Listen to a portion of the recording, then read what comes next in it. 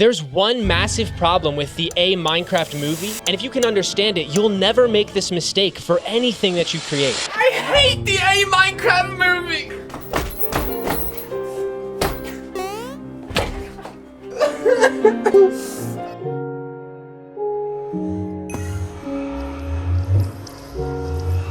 No.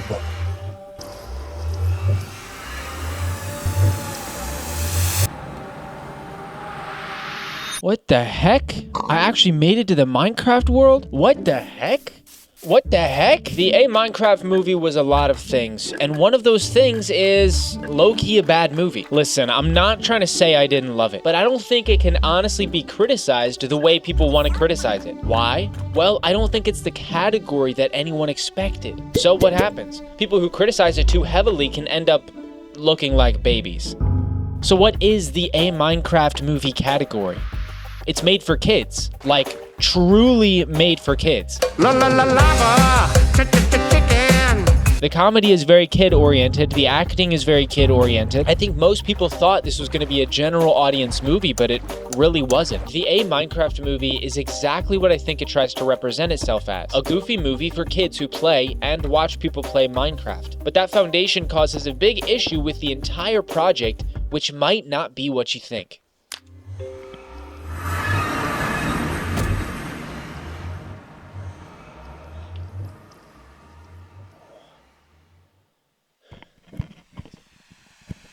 And that big flaw is something we can see in a lot of kids' shows. Something that ties into this flaw is a cliche that you're probably all familiar with. Kids' content using adult jokes that the children won't understand. And this happened plenty of times in the Minecraft movie. Garbage man, huh? Oh, you can bag me up and take me to the curb anytime. But you gotta bungee the lid, cause I got a lot of raccoons in there. Whoever divorced you is a complete idiot.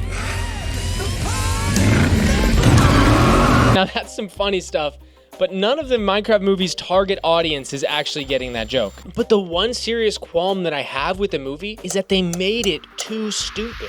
And I don't mean stupid as in silly or goofy. I mean the movie treats the audience like they wouldn't get a better written movie. It's a very simple storyline with plot armor and concepts written around so as to lessen the complication. This isn't entirely terrible, but it does have some negative effects. Before we get into that, let me point you to a few shows. Avatar: The Last Airbender and Bluey. Here are two shows made for children. Bluey's target audience is about 3 to 7, but I couldn't even count how many adults I know watch the show intently and are in love with it. And a similar message with Avatar: The Last Airbender. Target audience age is 6 to 11, but it has concepts that can be deeply impactful to adults of all ages. These two incredible shows did something amazing with their work. They made a kids show, but they didn't write it with this mindset. The kids will never get it. Don't make it too clear this way or whatever. Instead, they wrote the show in such a way that a person can watch it as a child, understand and fall in love with it to the degree that they can, and then when they get older and rewatch it, they fall in love with it in a completely different way. You can see that the piece of content expands as the mind of the consumer expands. There's more serious, deep, interesting topics that can be understood at any different level of understanding. But do you want to know what other super popular piece of media has these exact properties? Minecraft. For real, anyone can play Minecraft at any age and get more and more out of it as they grow older, smarter, wiser. That's why Minecraft is such a long-lasting product, like Bluey and Avatar: The Last Airbender. They're made to last because you can basically always keep growing with them. But the Minecraft movie is not this way. It is something clearly geared towards kids in a way of, they're not really gonna get something serious, let's just make something fun, while having the same age range as Avatar. So then how do you write something that is geared towards kids, but doesn't treat them like they're stupid? Let's look into the unseen techniques that make Avatar and Bluey do this so well.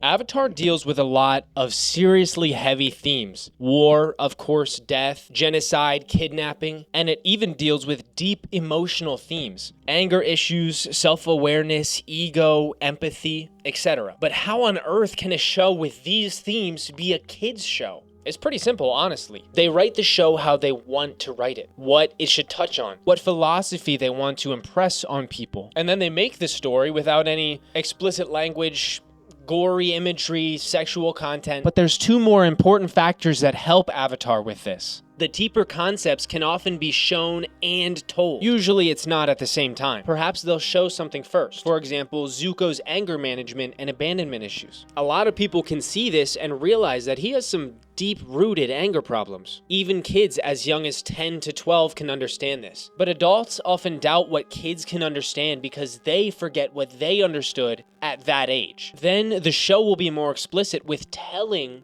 what they just showed. The showing and then telling is helpful for the youngest audiences to pick up on something that would normally be a subtlety. This gives further context to each of the deeper parts. The second thing Avatar does is give deep insights to children in a thoughtful way, a way that makes them curious. Touching on deep topics in this way can probe a child to ask their parents or their teacher about something and open up doors for learning about a serious and seriously deep subject. These methods are surprisingly simple, and it's not some big secret on writing the best kids shows. Oftentimes, good kids shows are just good shows marketed towards kids. Bluey also does a great job with their audience, but in a different way. They speak to each age range individually. What happens in Bluey and why it's so good for adults and kids is because it teaches both adults and kids. For Bluey, it has a lot of bright colors, and it's artistically unique, which helps it stand out from a lot of kids' shows. It also tries to teach a lesson in each episode that would be something that a parent would probably be trying to teach their kid. And these lessons can speak to a vast age range. Some kids may never hear this lesson until they're 10 years old, while other kids hear it at 6 or 7. But for the adults,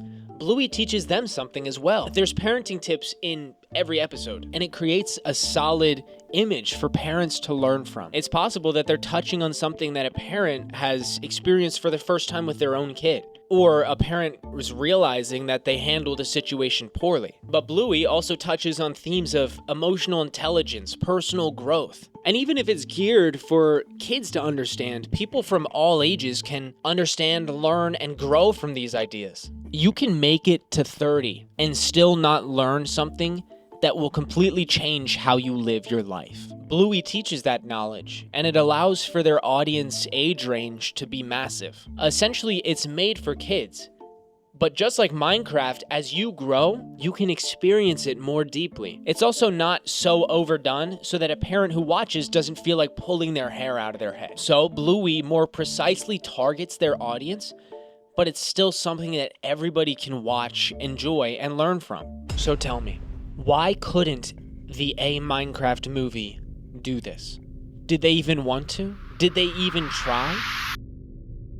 Chicken jockey! If you guys plan to make some kids content, hopefully this is something that'll guide your path. Remember that good kids content is just good content that's marketed for kids. And if you guys are creators looking to get better, check the link below for our Discord server where the whole community is about trying to get better. It's been a bit inactive right now, and for everybody in the Discord server, I'm sorry. It'll get more active, I swear. And I am working on a filmmaking course. I do work full time, so getting it done has been a bit of a battle. But if you want a pre-release discount, check the link below and you can sign up today. Thank you so much for watching this video. The next video is going to be about Sonic Sega All-Stars. Yeah, that's what it's, because it's, if you remember, it's such a good game. It was and it's a combative to Mario Kart World, honestly. And so at the end of the day, I think